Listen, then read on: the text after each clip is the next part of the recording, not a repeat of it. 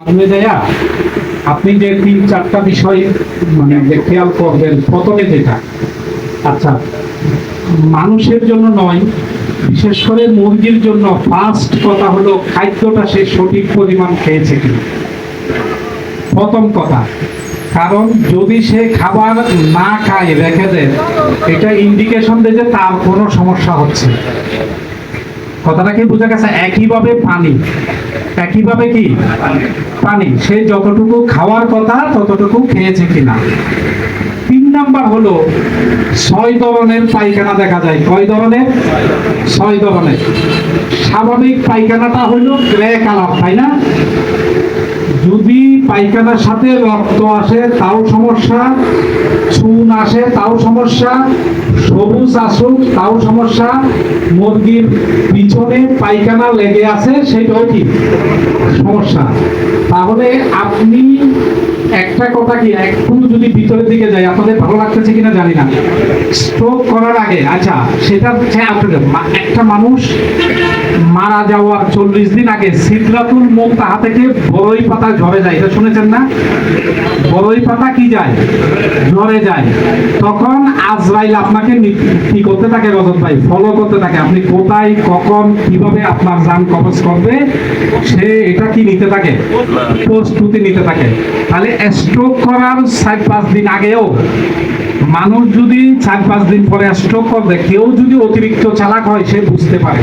তার ফ্যামিলিতে যদি শিক্ষিত লোক থাকে, কি হঠাৎ করে কথা আটকে যাওয়া, মুখ বাঁকা হয়ে যাওয়া, হঠাৎ করে কথা আটকে যাওয়া, মুখ কি হয়ে যাওয়া, বাঁকা হয়ে যাওয়া।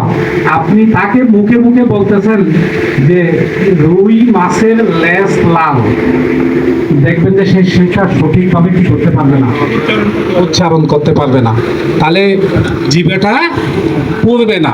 তাহলে তখন আপনাকে দ্রুত, যদি আপনি ওই সময় প্রিপারেশন নেন, ডাক্তার দেখান, তার কি সমস্যা এটা যদি চিকিৎসা করান, কথাটা কি বুঝছেন, তাহলে কিন্তু সমস্যাটা হয় না। এটা কিন্তু এই 3-4টা কথা মাথায় রাখেন। আর কেউ বাথরুমে ঢুকে প্রথমেই মাথায় পানি দিবেন না। গোসল করার সময় প্রথমে আগে পায়ে, শরীরে বিভিন্ন জায়গায় দেওয়ার পরে তারপরে কোথায় দেবেন? মাথায় দেবেন।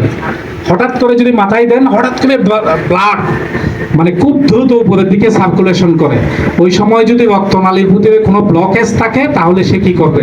স্ট্রোক করবে। কথাটা কি বুঝে গেছে? তাহলে 6 ধরনের পায়খানা আছে। এক একটা পায়খানা এক একটা রোগের কি ইন্ডিকেশন। সোনা পায়খানা থাকলে গাম্বরো, সবুজ পায়খানা থাকলে রানীক্ষেত, অথবা সারা রাত কারেন্ট ছিল না। খবরদার খেয়াল করিয়েন, সারা রাত কারেন্ট না থাকলে খাবার না খেলেও সবুজ পায়খানা আসবে। 2 থেকে 3 ঘন্টা অপেক্ষা করার পরে সবুজ পায়খানা কি হয়ে যাবে? চলে যাবে। কথাটা বুঝছেন? সোনা পায়খানা গাম্বরের লক্ষণ, তারপরে লাল পায়খানা কোকসিডিয়া বা আমাশয়ের লক্ষণ, ডায়রিয়া হলে সালমোনেলা বা ইকোলাই লক্ষণ। কি মনে থাকবে? তাহলে সেই অনুযায়ী যদি প্রথম থেকে ব্যবস্থা নেন, সকালবেলা যদি খাবারটা ঠিক মতো খাইছে কিনা, পানিটা খাইছে কিনা, এবং পায়খানাটা কি রকম, এটা যদি 3-4টা কথা যদি স্টাফের সাথে কথা বলে, অথবা আপনি যাইয়া যদি বুঝতে পারেন, তাহলে মনে করেন ওই দিনের জন্য আপনি মোটামুটি নিরাপদ। ওই দিনের জন্য পরের দিন আবার তাকে অবজারভেশন করতে হবে। যাইয়া সাথে সাথে শেডে যদি ওই যে ছেলেটাকে বকাবকি করা কাজকর্ম না করে আগে মুরগিটা অবজারভেশন করেন। কথাটা কি বোঝা গেছে? এবং ডিমেও কিছু লক্ষণ প্রকাশ পায়। ডিমে ছোটা সিটা ফোটা থাকে, সালমোনেলা থাকলে, অনেক সময় রানীক্ষেত থাকলে কি হয়ে যায়? কোষা নরম হয়ে যায়। কথাটা কি বোঝা গেছে? আচ্ছা,